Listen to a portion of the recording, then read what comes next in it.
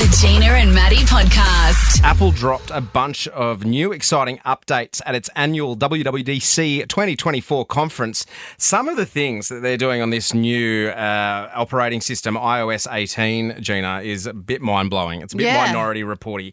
Gone are the days of looking for the perfect emoji, only to discover that emoji doesn't exist. Now we've got Emoji, where you can, using Apple's new AI feature, which we'll get to in a sec, you can make any emoji you want. So if there's no, sometimes you go, oh, where's the emoji for that? No, that's pretty cool, huh? That's pretty cool. Also, this is the Apple Intelligence. AI is what they're calling it. Now, they shied away from AI for quite a while, but that doesn't mean they haven't been working on their own AI in the background, and that's what we found out yesterday after they did a deep dive on what they're working on. Basically, it's personal intelligence rather than artificial intelligence, so it's using personalised and deeply integrated into the user experience while maintaining optimal security and privacy for the user, which is a huge fear with AI. This AI technology is integrated in a bunch of different ways, but we, the users, will notice it most with features that allow summarizing, proofreading, and rewriting text, as well as image creation and a more seamless Siri experience, is what they're saying there, which is interesting.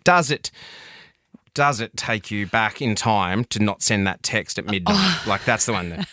You up? Oh, no, don't delete! Don't text him. Why did I text my ex? They're saying Elon Musk is going to make all of his workers, and he has like large companies obviously, not take the Apple iPhones into work and lock them in a cage, because he's concerned that this new AI thing, they are actually collecting our data and they're going to sell it down the river. He was quoted as saying. So that's his fear. It would be good to ask. Maybe that's where Trevor is. No, he's down the river. No, Elon took his phone. Yeah, I did see one of Maybe. Trevor's thread tweets. I don't even know what you call them, like a tweet on thread anymore, but he had a bit of a go at Elon. Tap to cash.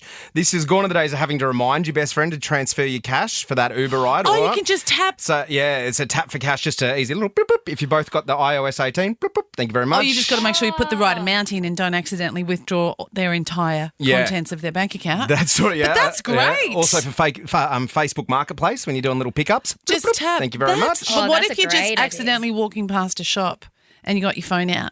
I don't reckon that's going to do it. This one for you, I reckon, Gina, the Password app. So now I remember you talking to Trevor about this. So it's a hidden gem of the iOS. In the last few years, it's been the Password Vault.